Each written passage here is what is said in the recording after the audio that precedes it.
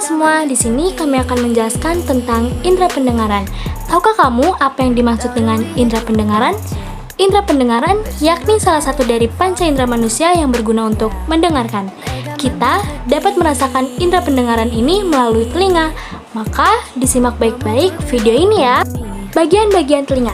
Bagian telinga terbagi menjadi 3. Yang pertama, bagian luar, terdiri dari pinna atau daun telinga dan saluran telinga. Yang kedua, bagian tengah, terdiri dari oksikel dan saluran eustachius. Yang terakhir, ada bagian dalam, terdiri dari koklea dan 3 saluran setengah lingkaran. Bagian telinga luar merupakan bagian telinga yang dapat dilihat langsung oleh mata kita sendiri. Bagian ini terdiri atas pinna atau daun telinga yang berfungsi untuk mengumpulkan gelombang suara dan menyalurkannya ke saluran telinga. Lalu ada saluran telinga yang berfungsi untuk menangkap dan mencegah debu maupun hewan berukuran kecil yang masuk ke telinga. Lalu bagian telinga tengah. Bagian ini terdiri atas oksikel, yaitu 3 batang tulang yang paling kecil di dalam badan manusia, yaitu malleus atau tulang martil, incus atau tulang landasan, dan stapes atau tulang sanggurdi. Yang kedua ada tuba eustachius. Ialah sepasang tabung sempit yang membentang dari setiap telinga tengah ke atas di belakang tenggorokan, tepatnya di belakang saluran hidung.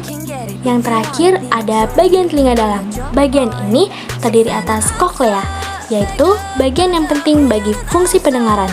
Koklea merupakan saluran berbentuk seperti siput dengan 2,5 lingkaran atau spiral yang membentuk 2/3 putaran dan mengitari pusat tulang yang disebut modulus. Yang kedua ada semikular, merupakan saluran setengah lingkaran yang terdiri dari 3 saluran berbeda, yakni kanalis semicircularis horizontal, kanalis semicircularis vertikal atas, dan yang terakhir semicircularis belakang. Berikut ini bagaimana terjadinya proses pendengaran.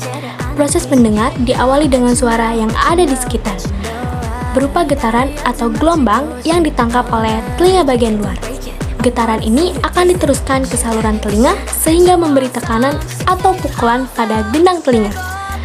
Ketika gendang telinga bergetar, maka getarannya akan diteruskan ke tulang pendengaran. Tulang pendengaran akan memperkuat getaran ini dan mengirimkannya ke telinga bagian dalam. Saat mencapai telinga bagian dalam, getaran akan diubah menjadi impuls listrik dan dikirim ke saraf pendengaran pada otak. Otak lalu akan menerjemahkan impuls ini sebagai suara. Yang terakhir ada gangguan telinga. Yang pertama ada tinnitus. Gangguan ini membuat penderitanya akan mendengar bunyi-bunyian secara terus-menerus. Hal ini terjadi karena ada kerusakan pada ujung saraf pendengaran di bagian telinga dalam. Yang kedua ada kolesteatoma, merupakan gangguan saat terjadi pertumbuhan jaringan kulit di bagian tengah dekat dengan gendang telinga. Kondisi ini membuat jaringan lain di sekitar telinga terganggu.